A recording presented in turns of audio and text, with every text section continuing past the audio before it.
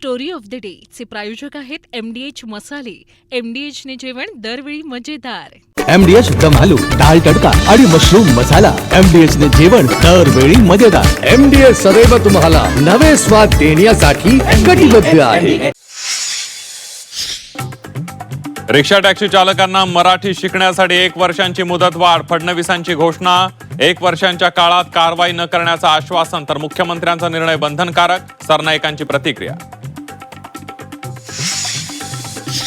मुंबई पालिकेत लवकरच शिंदेंच्या शिवसेनेचा महापौर बसणार असल्याची सूत्रांची माहिती. महायुती समन्वय समितीत 2.5 वर्षांसाठी शिवसेनेला महापौर पद देण्याचं भाजपचं आश्वासन. सूत्रांची माहिती. ओबीसी प्रमाणपत्राच्या आरोपांवर विजय वडेट्टीवारांचा यू-टर्न. अनावधानाने सुप्रिया सुळेंचा उल्लेख झाला. आरोप करण्याचा कोणताही हेतू नव्हता. विजय वडेट्टीवारांचं स्पष्टीकरण.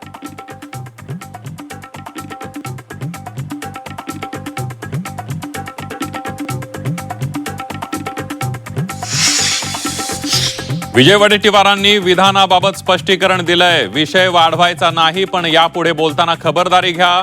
सुप्रिया सुळेंनी सुनावलं. विद्यार्थ्यांच्या 100% मागण्या पूर्ण. कार्यवाही देखील सुरू. विरोधी पक्षाच्या राजकारणाला विद्यार्थ्यांनी बळी पडू नये. आदिवासी विकास मंत्री अशोक उईकेंचं आवाहन. आंदोलन स्थगित करण्याची ही विनंती. MPSC पेपर फुटी प्रकरणातील दोषींवर कारवाई करणार. परीक्षा पारदर्शक व्हाव्यात यासाठी समितीही गठीत. मुख्यमंत्री देवेंद्र फडणवीसांची माहिती, तर विरोधकांना राजकारण न करण्याचाही सल्ला. वाचाळ मंत्र्यांना त्यांच्या नेत्यांनी समज द्यावी. झिरवळांनी विद्यार्थ्यांना दिलेल्या सल्ल्यावर अंबादास दानवेंचा हल्लाबोल. झिरवाळ खाऊन पिऊन काम करतात. वडेट्टीवारांचा ही टोला.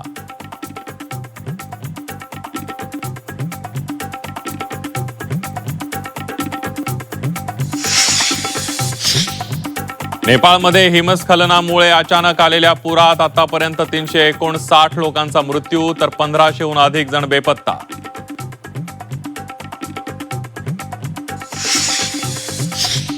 नेपाळमधील पर्यटकांच्या रेस्क्यूसाठी राज्य सरकार अलर्टवर. केंद्र सरकारशी समन्वय. संपर्क होणाऱ्यांना मायदेशी आणणार. मुख्यमंत्री देवेंद्र फडणवीसांचं आश्वासन.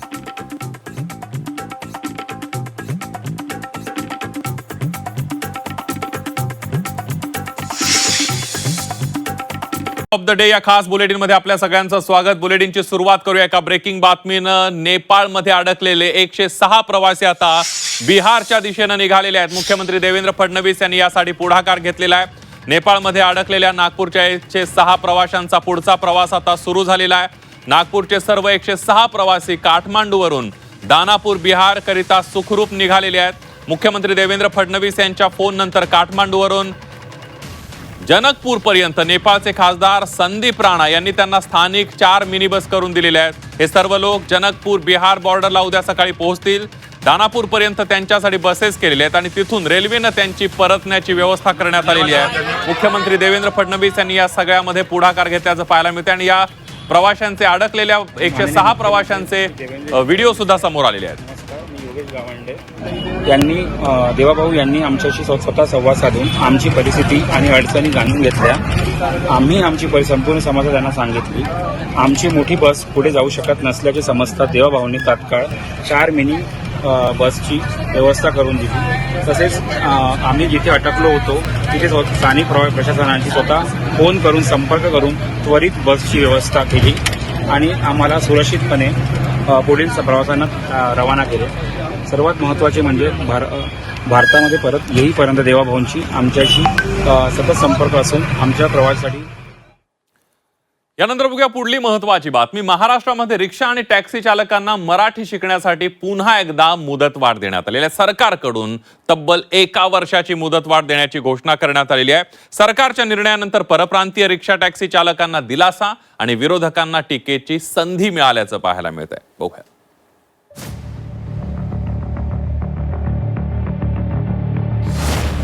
जुजबी मराठी शिकायला आता वर्षभराची मुदत.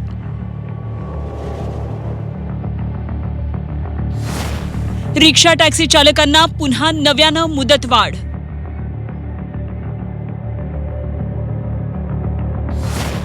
उत्तर प्रदेशच्या निवडणुकांसाठी निर्णय.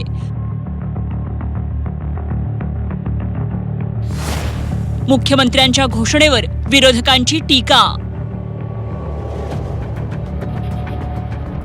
महाराष्ट्रातील अमराठी रिक्षा टॅक्सी चालकांना सरकारनं पुन्हा दिलासा दिलाय. कारण महाराष्ट्रात परप्रांतीय रिक्षा टॅक्सी चालकांना जुजबी मराठी यायला हवी, यासाठी सरकारनं नव्यानं 1 वर्षाची मुदतवाढ दिलीय. त्यामुळे 1 वर्ष रिक्षा टॅक्सी चालकांवर कोणतीही कारवाई करण्यात येणार नसल्याची घोषणा फडणवीसांनी केली आहे. रिक्षा टॅक्सी चालक संघटनांच्या मागणीनंतर मुदतवाढ दिल्याचंही फडणवीसांनी म्हटलंय. वेगवेगळ्या वयातले हे जे काही टॅक्सी चालक रिक्षा चालक आहेत, यांना इतक्या कमी वेळामध्ये जुजबी मराठी शिकता येईल हे काही योग्य नाही, शक्य नाही. आणि म्हणून आम्हाला वेळ वाढवून द्यावी अशा प्रकारची मागणी त्यांनी केली. त्यांनी 1 वर्षाची मुदतवाढ मागितलेली आहे.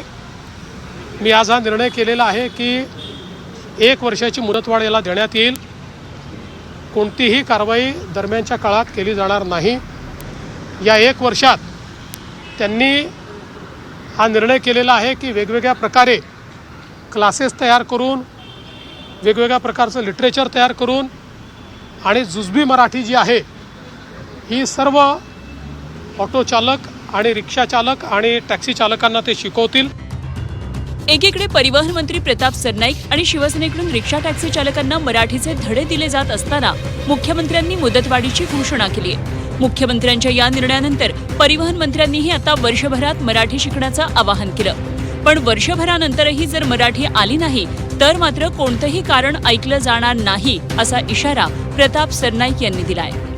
राज्यामध्ये जवळजवळ 10 लाखाच्या आसपास रिक्षा टॅक्सी चालवणारे ही आमचे अमराठी लोक आहेत. त्यांच्यासाठी वेळ लागत असेल हरकत नाही, 1 वर्ष का होईना. आम्ही 1989चा नियम आहे हो. आम्ही 36 वर्ष थांबलो तर 1 वर्ष थांबायला काय नाही. महाराष्ट्रातील मराठी जनता 1 वर्ष वाट बघायला तयार आहेत. परंतु 1 वर्षानंतर जर तुम्हाला मराठी आलं नाही आणि अजून 3 महिन्याची मुदत द्या, अजून 6 महिन्याची मुदत द्या, अजून 1 वर्षाची मुदत द्या, ही जर तुम्ही मागणी कराल ती अयोग्य आहे. 1 वर्षानंतर का होईना ह्या महाराष्ट्रामध्ये व्यवसाय करायचा असेल तर तुम्हाला मराठी बोलावंच लागेल. मराठी अस्मिता आमच्यासारखी तुम्हाला टिकवून ठेवावीच लागेल. मुख्यमंत्र्यांनी रिक्षा टॅक्सी चालकांना मराठी सक्तीच्या निर्णयाला 1 वर्ष मुदतवाढ दिल्यानंतर आता विरोधकांनी यावर टीका करायला सुरुवात केली आहे. उत्तर प्रदेशच्या निवडणुका बघून घेतलेला हा निर्णय असल्याचा आरोप अमित ठाकरेंनी केलाय. तर महाविकास आघाडीनंही या मुदतवाढीवर टीका केल्याचं पाहायला मिळतंय. सगळी खाती तेच बघणार असतील तर मग बाकीची खाती देऊन का ठेवली? बाकीची मंत्र आम्ही ह्यांना भेटायचंय, त्या डॉक्टरांना भेटायचंय की मुख्यमंत्री साहेबांना भेटायचंय या विषयासाठी? सगळ्या गोष्टी तेच जर निर्णय घेणार असतील, आणि मला वाटतं हे सगळं मी तुम्हाला सर सांगू ना, युपीच्या इलेक्शनसाठी चालू आहे. आणि हे आपल्याला पण माहिती आहे, युपीच्या इलेक्शनसाठी हा वाद पेटवला चाललाय. कारण तुम्हाला कुठेतरी कळतंय तुमच्या हातातनं सत्ता निघतेय, त्याच्यामुळे हे सगळं पेटवलं जातं, आपल्यात भांडणं लावली जात आहेत. खरं तर 4 दिवसांपूर्वी सरकारनं मुख्यमंत्री कोणत्याही मंत्र्यांचा निर्णय बदलू शकतात असा GR काढला होता. या GRचा आता परिवहन खात्याच्या निर्णयात पहिल्यांदा वापर झाल्याचं दिसतंय. त्यामुळे मागील गेल्या काही महिन्यांपासून वारंवार सांगूनही मराठी न शिकलेल्या रिक्षा टॅक्सी चालकांना नव्यानं मुदतवाढ मिळाली आहे. पण ही मुदतवाढ शेवटची असल्याचं परिवहन मंत्र्यांनी स्पष्ट केलंय. त्यामुळे राज्यातील परप्रांतीय रिक्षा टॅक्सी चालकांना मराठीचे धडे गिरवत जुजबी मराठी शिकण्याची ही शेवटची संधी असणार आहे. या वर्षभरात त्यांना मराठी भाषा शिकावीच लागणार आहे. ब्युरो रिपोर्ट, झी 24 तास. शिवसेनेचे आमदार प्रकाश सुर्वे यांच्या वतीनं रिक्षा आणि टॅक्सी चालकांसाठीच्या मराठी सक्तीच्या पार्श्वभूमीवर मराठी भाषा शिबिराचं आयोजन करण्यात आलं होतं. मात्र प्रकाश सुर्वेंनी आयोजित केलेला हा कार्यक्रम वादाच्या भोवऱ्यात अडकलाय. बोरिवलीतील रिक्षा चालकांना मराठी भाषा प्रशिक्षण प्रमाणपत्र वितरण करण्यासाठी आयोजित केलेला हा कार्यक्रम, या मराठी भाषा प्रमाणपत्राच्या कार्यक्रमात जे सुरू आहे त्यानं मात्र या कार्यक्रमाच्या उद्देशावर शंका उपस्थित केली जाते. कारण या कार्यक्रमात सुरुवातीलाच भोजपुरी गाण्यावर महिलांनी नृत्य सादर केलं. त्यामुळे मराठी भाषा प्रशिक्षणात भोजपुरीच्या गाण्याच्या तडक्यानं चांगलंच राजकारण तापल्याचं पाहायला मिळत आहे. छत्रपती शिवाजी महाराज यांच्या मूर्तीसमोर अश्लील गाण्यांवर नृत्य करण्यात आल्याचा दावा विरोधकांनी केला. शिवसेनेच्या मराठी प्रमाणपत्र वाटप कार्यक्रमातील भोजपुरी गाण्यावरून किशोरी पेडणेकर यांनी जोरदार हल्लाबोल केलाय. प्रकाश सुर्वे यांना बाळासाहेबांच्या नावानं दुकान चालवायचं अशी टीका पेडणेकरांनी केली आहे. तर सुर्वेंकडून काय अपेक्षा करणार अशा शब्दात आमदार अंबादास दानवे यांनी सुर्वे यांच्यावर निशाणा साधलाय. प्रकाश सुर्वेंवर किती बोलावं, कुठल्या कुठल्या प्रकरणात ते कसे कसे उघडे होत चाललेत. भर स्टेजवर चुम्मा-चुम्मी करणारा आमदार हे म्हणायला, मी तर नव्हती त्या स्टेजवर, पण आलेले व्हिज्युअल बघून वाटतं काय म्हणावं यांच्या अकलीचं. प्रजा फाउंडेशनच्या ह्याच्यामध्ये कुठेही ते मागच्या पण नंबरात नाही. आणि असं जर बाळासाहेबांचे फोटो ठेवून भोजपुरी गाणं खराब नाही, भोजपुरी गाण्याला पण एक बाज आहे, पण भोजपुरी गाणं कधी लावलं पाहिजे, कुठे लावलं पाहिजे, त्याचा काळ आणि वेळ आहे. हे असं गणपती म्हणजे जो भोजपुरीवाला आहे UP बिहारवाले ते पण गणपती आणत असतील तर असा धांगडधिंगाणा ते घालणार नाहीत, कारण ते भाविक आहेत. सुर्वेंकडून तुम्ही काय अपेक्षा करणार? दहीसरमध्ये किसिंग ब्रिज अजून पण आहे चांगला, व्यवस्थित रिक्षावाला नेऊन सोडतो तिथे दहीसरमध्ये. मग तुम्ही त्या प्रकाश सुर्वेंकडून काय अपेक्षा करणार? मराठी नीतिमत्ता याच्याविषयी काय अपेक्षा करणार? एकीकडे सरकार रिक्षा टॅक्सी चालकांना मराठीची सक्ती करत असताना सत्ताधारी आमदारांच्या या भोजपुरी प्रेमामुळे शिवसेनेची कोंडी झाल्याचं दिसतंय. त्यामुळे या कार्यक्रमात उपस्थित असलेल्या परिवहन मंत्री प्रताप सरनाईक यांनी महाराष्ट्रात मराठीचा जय जयकार झाला पाहिजे असं म्हणत आयोजकांचे कान टोचल्याचं दिसतंय. आमचे काही अमराठी रिक्षा टॅक्सी चालक जे आहेत ते काही उत्तर प्रदेशचे आहेत, काही बिहारचे आहेत, काही गुजरातचे आहेत, काही साऊथ इंडियन म्हणजे केरला तामिळनाडूचे सुद्धा आहेत. त्यामुळे हिंदी सुद्धा काहीतरी कार्यक्रम ठेवायला पाहिजे, भोजपुरी कार्यक्रम ठेवायला पाहिजे. परंतु ज्या वेळेस व्यासपीठावर आपण सगळे असू त्यावेळेस फक्त आणि फक्त महाराष्ट्रामध्ये मराठीचाच जय जयकार झाला पाहिजे अशा प्रकारचा कार्यक्रम तुम्ही या ठिकाणी ठेवा.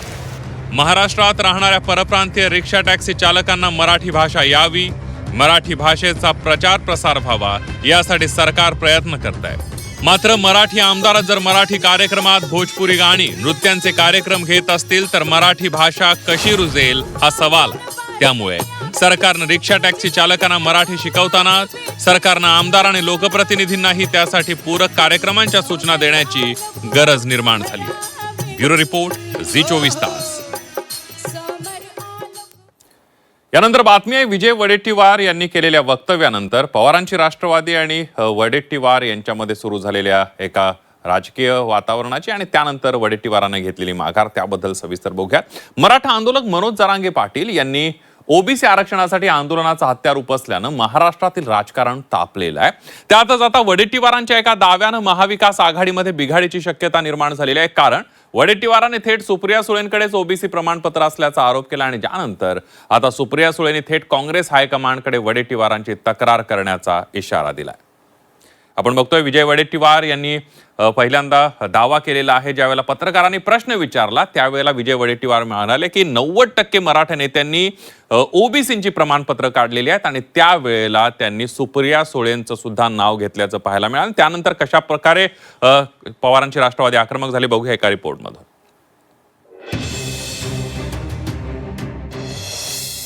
सुप्रिया सुळेंकडे ओबीसी प्रमाणपत्र आहे. विजय वडेट्टीवारांच्या दाव्यानं खळबळ. सुळेंची काँग्रेस हायकमांडकडे तक्रार.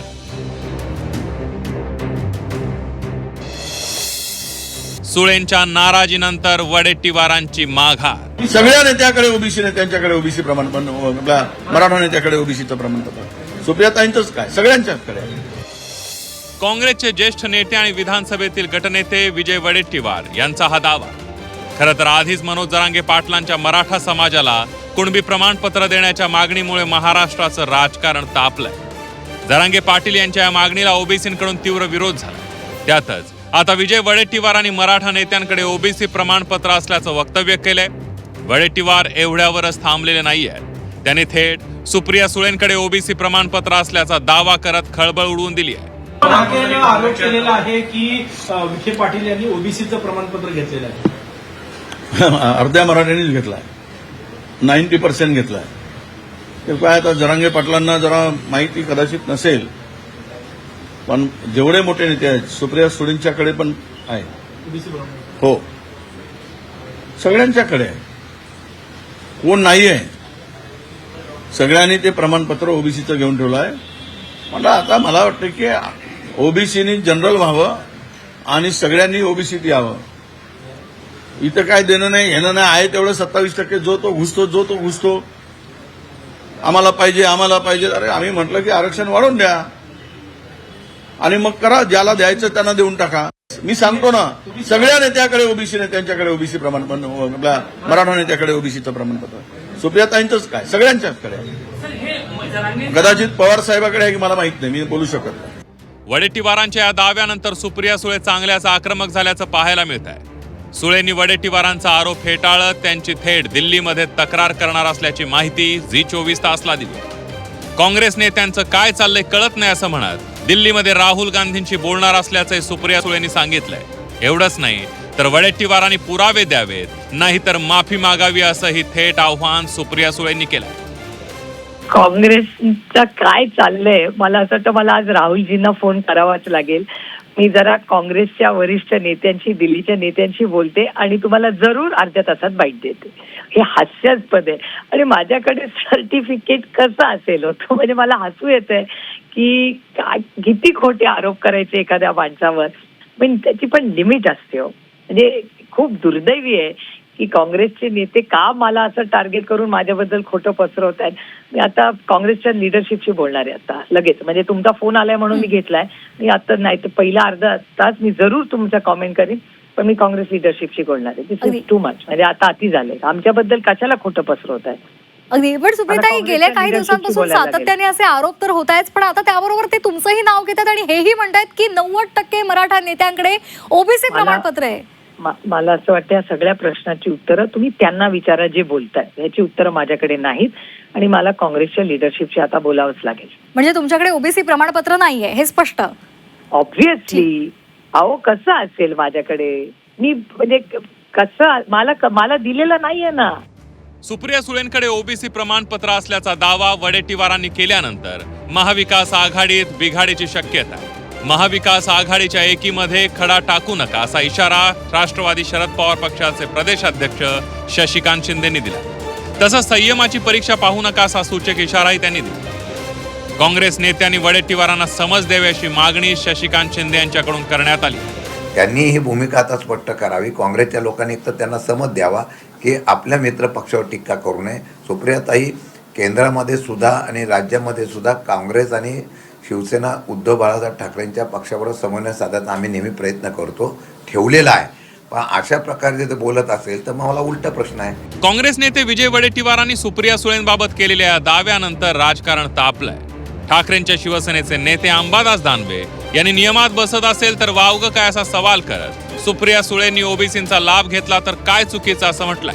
तर भाजपनं मात्र वडेट्टीवारांच्या विधानावरून सुळेंवर निशाणा साधलाय. त्याच्यामुळे असायला काही असलं तर मला असं वाटतं त्याच्यात काही वावगाशीच काही कारण नाही. प्रमाणपत्र असणं म्हणजे काय फरक पडतो ते. बऱ्याच जणांकडे प्रमाणपत्र असतो, नियमाने कायद्याने मिळत असेल तर घ्यायला काय असेल. सुप्रियाताईंनी ओबीसीचा लाभ घेतला, त्यांनी व्हॅलिडिटी केली, ते जर खरं असेल तर मग त्याच्यामध्ये काय घाबरायचं आहे. आणि त्यांचं खरं असेल त्याने घेतलं असेल, त्याच्यामध्ये सोबत आहे म्हणून आमचं काढू नका किंवा मग आमचं सर्टिफिकेट दाखवू नका, कुणाला शोधू नका असं म्हणणं गैर आहे. मला असं वाटतं घेतलं असेल तर घेतलं हो सांगायचं. त्यांच्या कुटुंबात जर कोणी घेतलं असेल ओबीसी सर्टिफिकेट तर ते स्पष्ट होईल ना. त्यांचं म्हणणे मी घेतलेलं नाही पण मलाच टार्गेट करतात. नाही घेतलं नसेल तर मग काय प्रश्न. मग त्यांनी पुरावा दाखवावा, त्यांनी पुरावा मागावा. वडेट्टीवार साहेबांना त्यांनी पुरावा मागावा ना, तुम्ही मला पुरावा द्या. सुप्रिया सुळेंकडे ओबीसी प्रमाणपत्र असल्याच्या विधानावरून मित्रपक्ष आक्रमक झाल्यानंतर विजय वडेट्टीवारांनी माघार घेतली आहे. सोशल मीडियावर पोस्ट करत विजय वडेट्टीवार यांच्याकडून खेद व्यक्त करण्यात आला. ओबीसी प्रमाणपत्राच्या संदर्भात माझी भूमिका मांडताना खासदार सुप्रिया सुळे यांच्या नावाचा अनावधानाने उल्लेख झाला. त्यामागे त्यांच्यावर कोणताही आरोप करण्याचा माझा हेतू नव्हता. अनावधानाने त्यांच्या नावाचा उल्लेख झाल्याबद्दल खेद व्यक्त करतो. मात्र याचा अर्थ ओबीसी प्रमाणपत्र घेणाऱ्या मराठा नेत्यांबाबत माझी भूमिका बदललेली नाही. एकीकडे ओबीसी प्रमाणपत्र घेऊन सत्तेचा लाभ घ्यायचा आणि दुसरीकडे ओबीसी समाजाच्या हक्कांवर आघात करायचा, ओबीसींच्या पाठीत खंजीर खुपसायचा, या भूमिकेचं मी कधीही समर्थन करणार नाही. माझा संघर्ष कोणत्याही व्यक्तिविरोधात नसून ओबीसी समाजाच्या हक्कांच्या संरक्षणासाठी आणि सामाजिक न्यायासाठी असल्याचं ट्विट विजय वडेट्टीवारांनी केलंय. तर मला असं वाटतं त्यांनी त्याचं क्लॅरिफिकेशन दिलं असेल.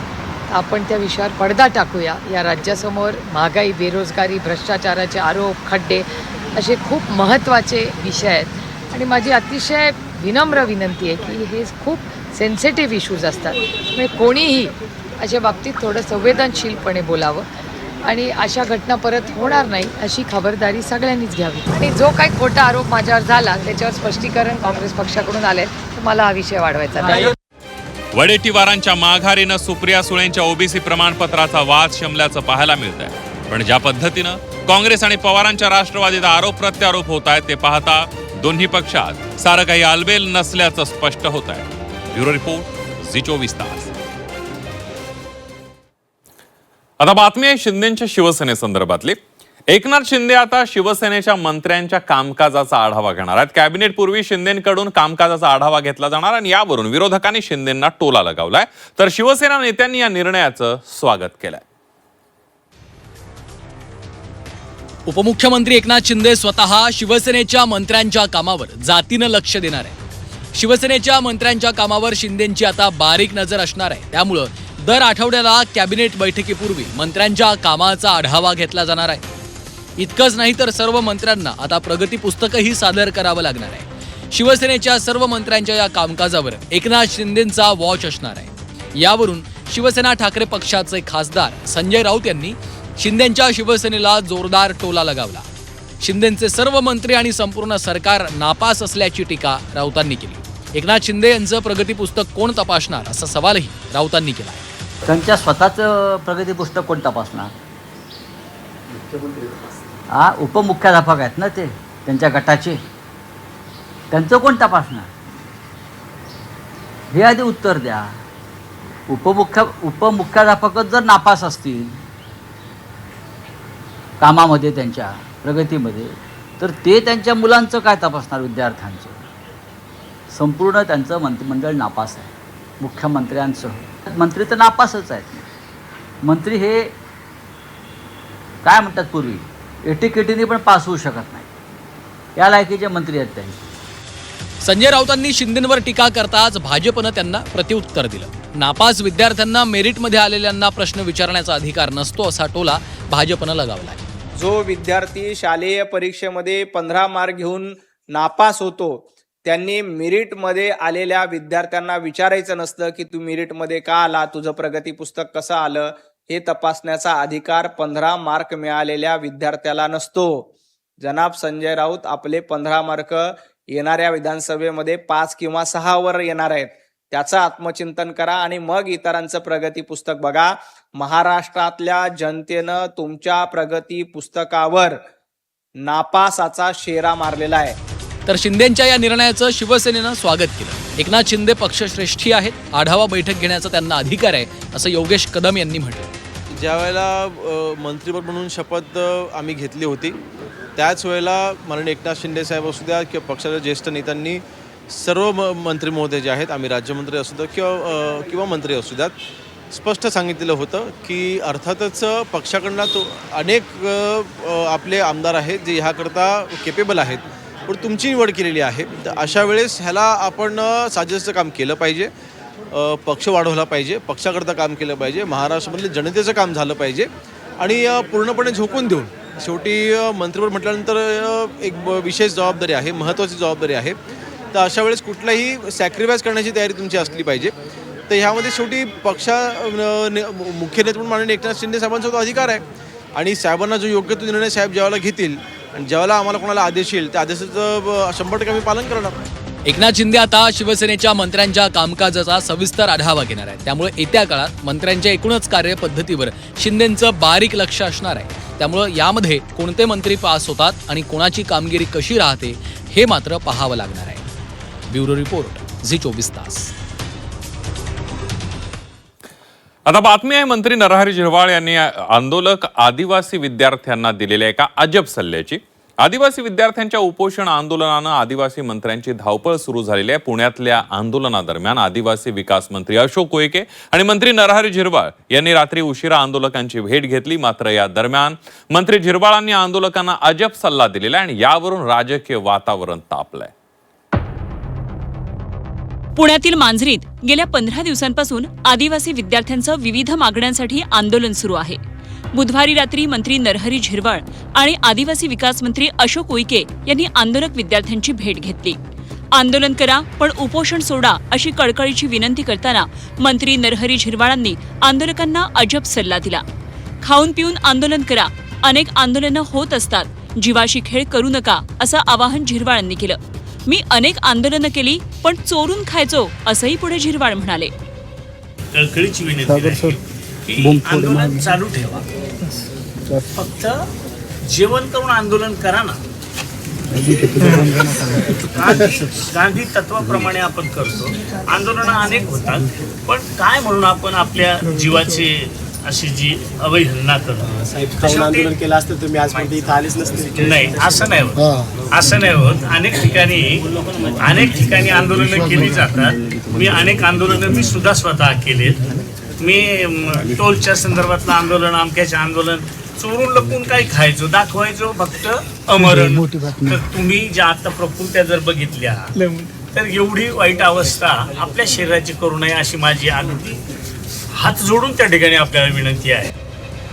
झिरवाळांच्या या विधानामुळे विरोधकांकडून आता संताप व्यक्त होतोय. झिरवाळ खाऊन पिऊनच सगळं करतात असं म्हणत विजय वडेट्टीवार यांनी झिरवाळांना डिवचलं. लोकशाहीतील आंदोलनाचं महत्त्व झिरवाळांना कळत नाही असा टोला वडेट्टीवारांनी दिला. झिरवाळ खाऊन पिऊन आंदोलन करा म्हणत असतील तर त्यांना आंदोलनाचं महत्त्व, लोकशाहीचं महत्त्व झिरवाळला खूप कळते याचा त्याचा अर्थ होतो. कारण झिरवाळजी खाऊन पिऊनच सगळं काम करतात. ते खाऊन पिऊन केल्यामुळे त्यांनाही विद्यार्थ्यांना तोच संदेश द्यायचा असेल की तुम्ही उपोषणस्थळी खाऊन पिऊन करा, आम्ही बंद रूममध्ये खाऊन पिऊन करतो. आदिवासी विद्यार्थ्यांच्या आंदोलनाचा हा अपमान आहे. त्यांच्या मागण्या मान्य करायचं सोडलं आणि स्वतःच्या खात्याकडे लक्ष द्यायचं सोडून इतर खात्यांकडे लक्ष देतात, तेव्हा अशा वाचाळ मंत्र्यांना त्यांच्या नेत्यांनी समज द्यावी असा सल्ला अंबादास दानवे यांनी दिलाय. नरहरी झिरवाळ मला असं वाटतं काय बोलावं या मंत्र्यांविषयी. मागच्या काळात काय काय कृत्य समोर आले होते, यांच्या ऑफिसमधले लोक कसे पकडले गेले. अशा व्यक्तीकडून तुम्ही काय फार मॅच्युरिटीचं वक्तव्य कसं करू शकता. राज्याच्या मंत्रिमंडळात असेच मंत्री आहे. त्यांच्या आंदोलनाचा हा अपमान आहे. आदिवासी विद्यार्थी मांजरीमध्ये ज्या पद्धतीनं आदिवासी विद्यार्थ्यांवर जे नवनवीन बंधनं लादलेली त्याच्या विरोधात आंदोलन करतायत आणि नरहरी झिरवाळ सारखा एक मंत्री, राज्याचा कॅबिनेट मंत्री, ज्याच्या खात्यातल्या भ्रष्टाचारामुळे ते गाजलेले आहे, आज त्यांच्या खात्याची मला असं वाटतं खरं तर त्या खात्याकडे दुर्लक्ष करून ते वेगळ्याच खात्याकडे जास्त लक्ष देत आहेत. अशा वाचाळ मंत्र्यांना सरकारने, मुख्यमंत्र्यांनी, त्यांच्या नेत्या ज्या असलेल्या आहेत, उपमुख्यमंत्री सुनेत्राताई यांनी सांभाळावं. ते नरहरी झिरवाळ हसत खेळत नेते आहेत. झिरवाळांच्या वक्तव्याचा विपर्यास केलाय, त्यांच्यावर आरोप करून त्यांना अडचणीत आणू नये असं भाजपचे मुख्य प्रवक्ते नवनाथ बन यांनी प्रत्युत्तर दिलंय. तर नरहरी झिरवाळ यांच्या वक्तव्याचा विपर्यास केला. नरहरी झिरवाळ यांचा स्वभाव आपल्या सगळ्यांना माहिती आहे की ते नेहमी ग्रामीण भाषेमध्ये बोलत असतात, हसत खेळत बोलत असतात. त्यांनी बोलता बोलता विद्यार्थ्यांना म्हटलं असेल की बाबा आंदोलन करतायत तर आपल्या तब्येतीची काळजी घ्या, खाऊन पिऊन आंदोलन करा, आंदोलन करू नका असं म्हटले नाही, आपल्या तब्येतीची काळजी घेऊन आंदोलन करा असा त्यांच्या म्हणण्याचा अर्थ होता. विनाकारण झिरवाळ साहेबांना अडचणीत आणण्याचा प्रयत्न विरोधकांनी करू नये. झिरवाळ साहेब हे आदिवासींचे नेते आहेत, त्यांच्या अशा वक्तव्याचा विपर्यास दुर्दैवाने केला जातोय, तो करू नये. या विभागाचे मंत्री आणि या आदिवासी विद्यार्थ्यांचा एक पालक म्हणून कधीही चर्चा करायला तयार आहे, पण आंदोलन करण्याऐवजी अध्ययन करण्यात वेळ घालवावा अशी विनंती इकडे आदिवासी विकास मंत्री अशोक उईके यांनी आंदोलकांना केली.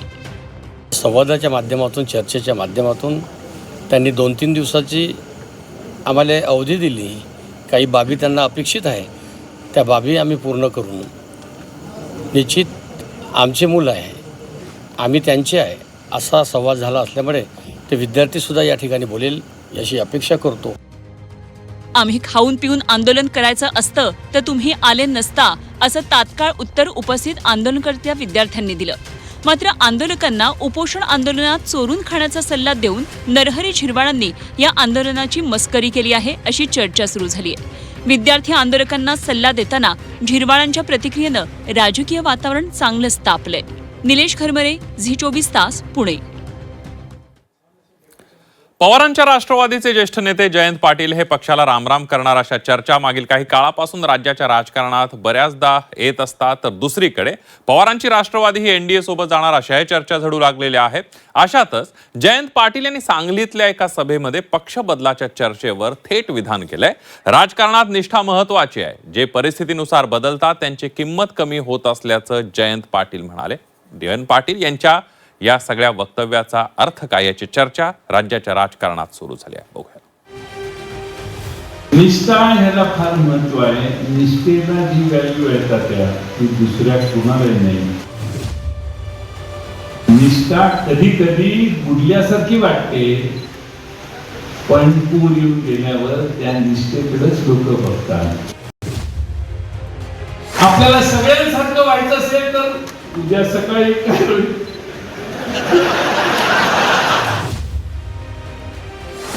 पवारांच्या राष्ट्रवादीचे ज्येष्ठ नेते जयंत पाटील हे पक्ष बदलणार असल्याच्या चर्चा राज्याच्या राजकारणात या ना त्या कारणाने नेहमी झडत असतात. जयंत पाटील यांना अर्थ खातं मिळणार इथपर्यंत या चर्चा पोहोचल्याचंही आपण अनेकदा पाहिलं.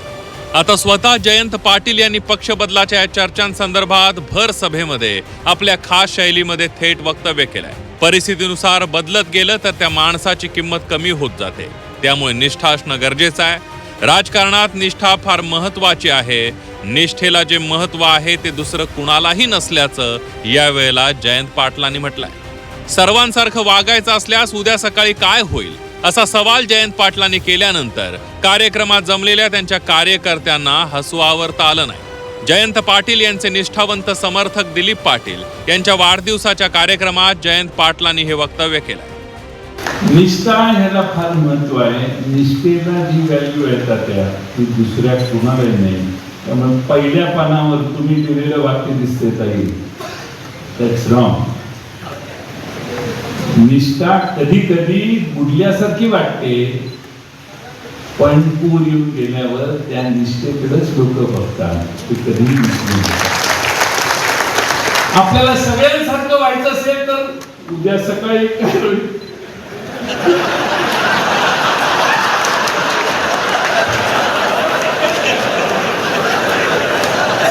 आम्ही 10 आमदार आहे, 8 खासदार आहे, पण आधी काय सबस्टन्स आहे की नाही तुमचं? जयंत पाटील यांनी राजकारणातील निष्ठेबाबत केलेल्या वक्तव्यावर ठाकरेंच्या शिवसेनेचे निष्ठावंत नेते खासदार संजय राऊत शांत कसे राहते? संजय राऊतांनी ही ट्विट करत यावर प्रतिक्रिया दिली आहे. सतत पक्ष बदलले तर किंमत कमी होते असं जयंत पाटील म्हणाले. निष्ठेचं सुंदर विश्लेषण केल्याबद्दल शाब्बास असं ट्विट संजय राऊतांनी केलंय. नेमकं काय म्हटलंय राऊतांनी आपल्या ट्विटमध्ये हे बघूया. शाब्बास जयंतराव, निष्ठेचं सुंदर विश्लेषण केल्याबद्दल असं ट्विट खासदार संजय राऊतांनी केलंय. दरम्यान जयंत पाटील यांच्या निष्ठेसंदर्भातील वक्तव्यानंतर भाजपचे मुख्य प्रवक्ते नवनाथ बन यांनी पाटील यांना टोला लगावला. 10 आमदारांच्या बळावर मुख्यमंत्री होण्याची जयंत पाटलांची इच्छा असेल तर त्यांना शुभेच्छा असा टोला बन यांनी लगावला. शरद पवार पंतप्रधान व्हावे अशी इच्छा राष्ट्रवादीच्या अनेक नेत्यांच्या होती. आता ती पूर्ण झाली का आपल्याला माहित आहे. तशीच जयंत पाटलांच्या बाबतीत इच्छा व्यक्त करणं त्याला काही नाही. मुख्यमंत्री व्हायला पोस्टर लावून किंवा इच्छा व्यक्त करून मुख्यमंत्री होता येत नाही. मुख्यमंत्री होण्यासाठी 144 ही फिगर महत्वाची असते. आता राष्ट्रवादीमध्ये 144 तर सोडा, 44 देखील शिल्लक नाहीत, 15 शिल्लक आहेत. 15 पैकी एक रोहित पवार काँग्रेसच्या वाटेवर आहेत, त्यामुळे उरले 14. आता या 13-14 लोकांच्या भरवशावर जर का जयंत पाटलाला मुख्यमंत्री करायची इच्छा व्यक्त केली असेल तर त्यांना मनापासून शुभेच्छा आहेत.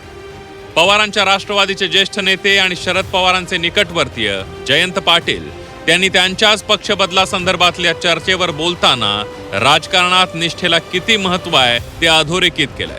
तर त्यांच्या निष्ठेसंदर्भातील वक्तव्यानंतर ठाकरेंचे निष्ठावंत संजय राऊत यांनी जयंत पाटलांचं कौतुक केलंय. मात्र हे राजकारण आहे. इथं दिसतं तसं असतंच असं नाही आणि जसं बोललं जातं तसं होईलच असंही नाहीये. प्रताप नाईकसह ब्युरो रिपोर्ट, झी 24 तास. गणेशोत्सवामध्ये भाविकांना वाटण्यात येणाऱ्या महाप्रसादावर ही आता अन्न आणि औषध प्रशासनाची करडी नजर राहणार आहे. महाप्रसादासाठी अन्न परवाना घेणं बंधनकारक असून विनापरवाना अन्नपदार्थ तयार केल्यास कारवाई केली जाणार आहे.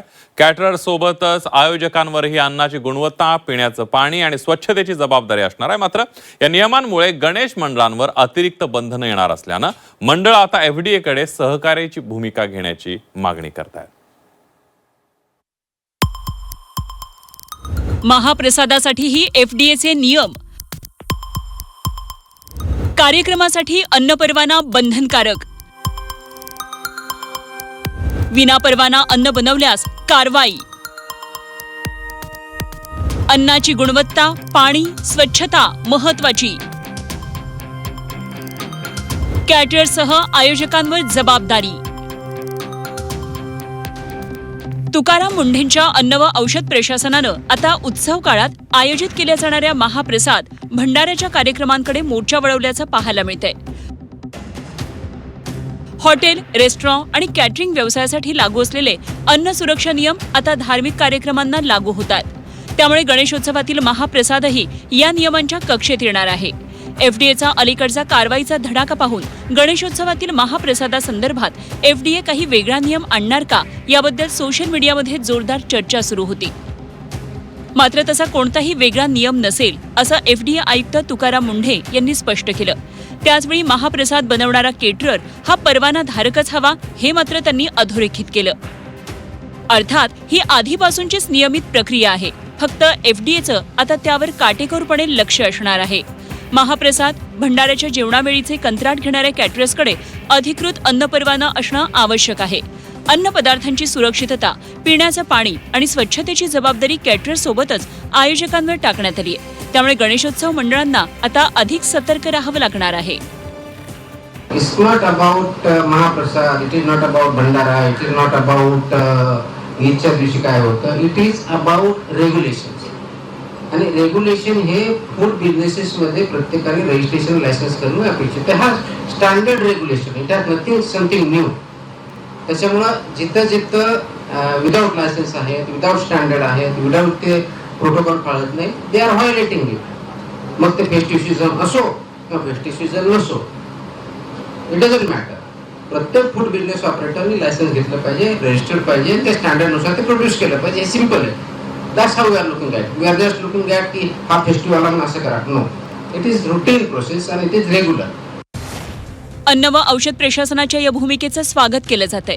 मात्र गणपतीच्या प्रसादासाठी नियम अटी लावताना सणासुदीचा विचार करून काही प्रमाणात मुभा आणि सहकार्याची भूमिका दाखवावी अशी मागणी मंडळाच्या वतीनं केली जातीये. तो सणासुदीच्या काळामध्ये, गणपती उत्सवाच्या काळामध्ये गणपती प्रसादासाठी सुद्धा अन्न औषध प्रशासनाने नियम अटी लावले आहेत. त्या कुठंतरी माणुसकी दाखवून त्या पदार्थांसाठी तरी थोडीशी मुभा द्यावी आणि सहकार्य करावं. कारण सणासुदीचा काळ असतो आणि त्या काळामध्ये आपण एवढं वेटीत धरणं ही योग्य नाही.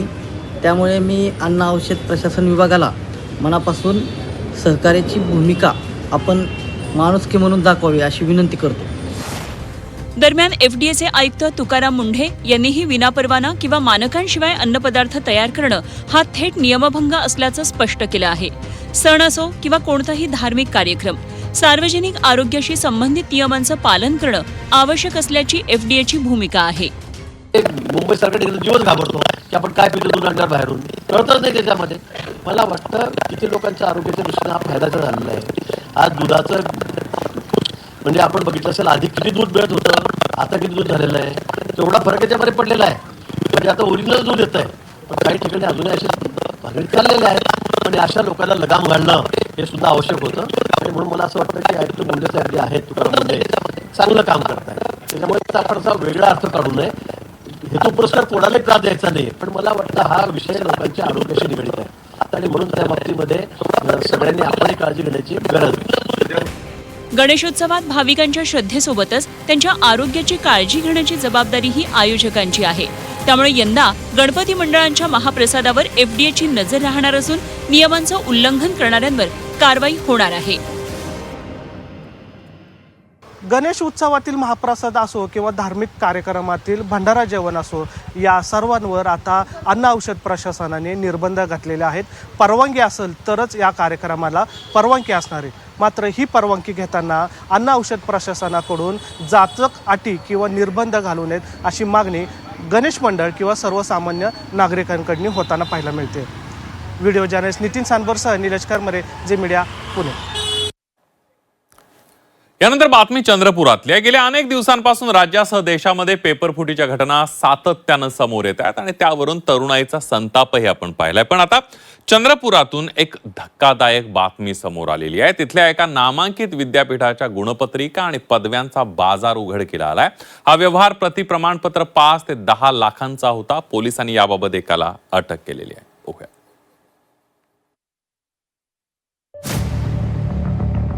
तरुणाईच्या भवितव्याशी कसा खेळ होतोय याच्या अनेक बातम्या आपण गेल्या अनेक दिवसांपासून पाहतोय. पेपर फुटीच्या घटनांनी शिक्षण आणि भरती प्रक्रियेच्या विश्वासार्हतेवर प्रश्नचिन्ह निर्माण झाले. आता चंद्रपुरातली ही बातमी पहा. शिक्षण व्यवस्थेला हादरवणारं रॅकेट उघडकीला आलंय. तुम्हाला नामांकित विद्यापीठाची पदवी हवी असेल तर प्रवेश घेऊन काही वर्ष अभ्यास करण्याची गरज नाहीये. काही लाख रुपये मोजले तरी पदवी मिळवता येते अशी धक्कादायक माहिती समोर आली आहे. लाखो रुपयांमध्ये नामांकित विद्यापीठाच्या पदव्या, गुणपत्रिका, डिप्लोमा तसंच मायग्रेशन प्रमाणपत्र तयार करून दिलं जात होतं. विशेष म्हणजे या रॅकेटचा मुख्य सूत्रधार उच्च शिक्षित आणि उच्चभ्रू असल्याची माहिती पुढे आली आहे. या प्रकरणात पोलिसांनी वैभव सोनुलेला अटक केली आहे. फरार मुख्य सूत्रधाराचा शोध सध्या घेतला जातोय. चंद्रपुरातल्या तुकुम परिसरातल्या एसटी वर्कशॉप चौकामध्ये राहणाऱ्या मुख्य सूत्रधारानं स्थानिक शेजाऱ्याकडे एक पिशवी दिली. अनेक महिने ही कापडी पिशवी त्याच्याकडे तशीच पडून होती. तो सूत्रधार परत आलाच नाही. पिशवी उघडली आणि त्यानंतर त्याला धक्का बसला.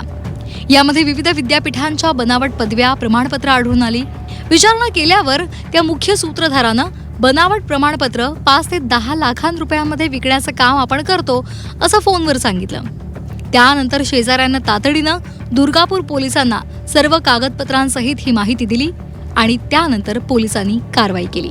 बनावट प्रमाणपत्र, डिग्री, त्यामध्ये संत तुकडोजी महाराज अमरावती विद्यापीठाच्या काही डिग्र्या, काही नागपूर विद्यापीठाच्या डिग्र्या, काही गोंडवाना विद्यापीठाच्या डिग्र्या, काही राजस्थानच्या युनिव्हर्सिटी आणि माईच्या काही डिग्र्या आहेत. अशा तशी तक्रार प्राप्त झाली. त्या तक्रारीवर आम्ही विविध कलमांमध्ये गुन्हा दाखल केला आहे आणि त्यामध्ये एक आरोपी अटक केला आहे आणि त्याच्याकडून मी बनावटी प्रमाणपत्र, डिग्र्या अशा बऱ्याच जप्त केलेल्या आहेत आणि आता पुढे गुन्ह्याचा तपास सुरू आहे.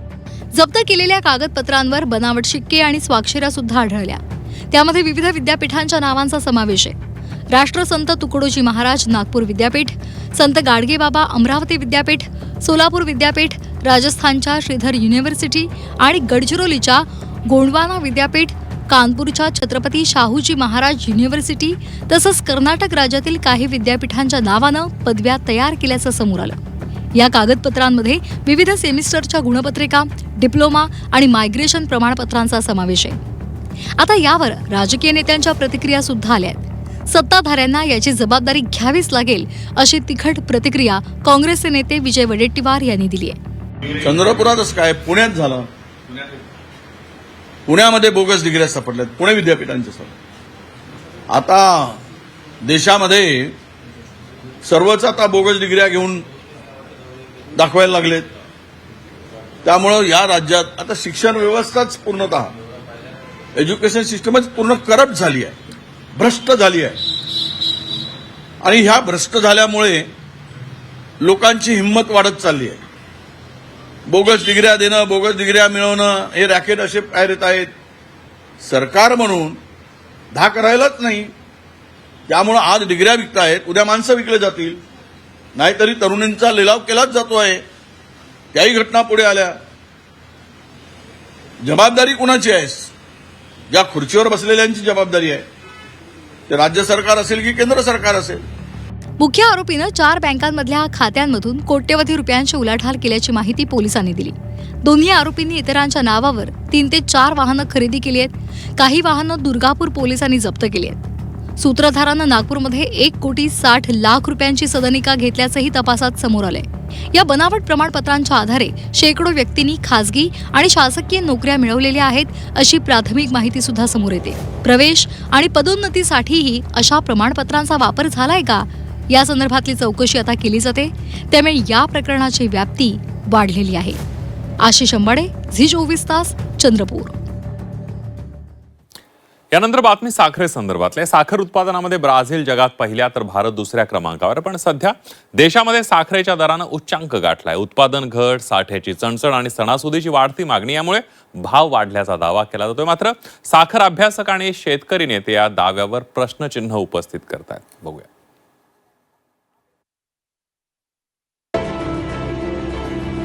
साखर प्रत्येकाच्या घरातील रोजच्या वापरातील वस्तू. चहा असो, मिठाई असो, बेकरी पदार्थ असोत किंवा शीतपेय, साखरेचा वापर मोठ्या प्रमाणावर होतो. म्हणूनच साखरेच्या दरात झालेली थोडीशी वाढही थेट ग्राहकांच्या खिशावर परिणाम करते. त्यामुळे साखरेचं नेमकं गणित काय आहे याकडे सर्वांचंच लक्ष असतं. जगाच्या बाजारपेठेत साखर उत्पादनात ब्राझील नंतर भारताचा नंबर लागतो. मात्र ब्राझील आणि भारताच्या साखर उद्योगात मोठा फरक आहे. ब्राझील हा जगातील सर्वात मोठा साखर निर्यातदार आहे, तर भारतात तयार होणाऱ्या साखरेचा मोठा हिस्सा देशांतर्गत बाजारातच वापरला जातोय. पाहुयात भारताचं साखरेचं गणित काय. देशाला दरवर्षी 280 ते 285 लाख टन साखर लागते. मागणी पूर्ण करण्यासाठी 3 गोष्टी महत्वाच्या: उत्पादन, सुरुवातीचा साठा आणि आयात. मात्र 2025-26 मध्ये उत्पादनाला फटका बसला. सुरुवातीला अंदाज होता 343 लाख टनाचा. प्रत्यक्ष उत्पादन झालं 305 लाख टन. पुढच्या हंगामातही उत्पादन 306 लाख टन राहण्याची शक्यता आहे. देशांतर्गत गरज 280 ते 285 लाख टन आहे. म्हणजे उत्पादन आणि मागणीतलं अंतर कमी आहे. मागील साठा, निर्यात, इथेनॉलकडे वळलेली साखर आणि बाजारातली उपलब्धता या सगळ्याचा विचार केला तर देशातील उपलब्ध साठ्यावर दबाव निर्माण झाला आणि याचाच परिणाम साखरेच्या दरावर झाल्याचं पाहायला मिळालं. सरकारचा या खाजगी उद्योगावरचे बहुतेक निर्बंध सुटले आणि नेपाळ बांगलादेश मार्गानं येणाऱ्या गळीत हंगामामध्ये अल निनोच्या प्रभावामुळं जगामध्ये साखर उत्पादन कमी होणार आहे हे गृहीत धरून ह्या खाजगी उद्योजकांच्याकडली साखर काही व्यापाऱ्यांनी विकत घेतली गेली. भविष्याचा साधारणतः साठा करण्याच्या अनुषंगानं दर नियंत्रणात आणण्यासाठी केंद्र सरकारने 10 लाख टन कच्च्या साखरेच्या शुल्कमुक्त आयातीला मंजुरी दिली आहे. तसंच रिफायनर्सकडील 3 ते 3.5 लाख टन साठा बाजारात आणण्याचा निर्णय घेतलाय. नवा हंगाम सुरू होण्यापूर्वी 35 ते 40 लाख टन साठा शिल्लक राहणं आवश्यक होतं. मात्र व्यापाऱ्यांनी साठेबाजी करून शेतकरी आणि ग्राहकांची लूट केल्याचा आरोप शेतकरी नेत्यांनी केलाय. 35 लाख टन साखर शिल्लक आहे. बरं, राहिलेली 40-45 लाख टन साखर कुठे गेली? आणि मग पहिल्या दिवसापासून मी सांगतोय की एक तर ही साखर कुठेतरी दाबून ठेवलेली आहे आणि विशेषतः 35 लाख टन साखर शिल्लक आहे सरकार. त्यात महाराष्ट्रात जवळपास 24,91,00,000 टन शिल्लक आहे. म्हणजे जवळपास 25 लाख टन महाराष्ट्रातच आहे. मग सगळ्या महाराष्ट्र सोडून इतर राज्यात फक्त 10 लाख टनच साखर शिल्लक आहे. शासकीय आयात आणि अतिरिक्त साठा बाजारात आणणं आणि लवकरच सुरू होणारा गाळप हंगाम यामुळे पुरवठा सुधारून दर नियंत्रणात येण्याची शक्यता आहे. त्यामुळे येत्या काळात साखरेचे भाव अधिक वाढणार नाहीत असे संकेत मिळतात. प्रताप नाईक, झी24 तास, कोल्हापूर.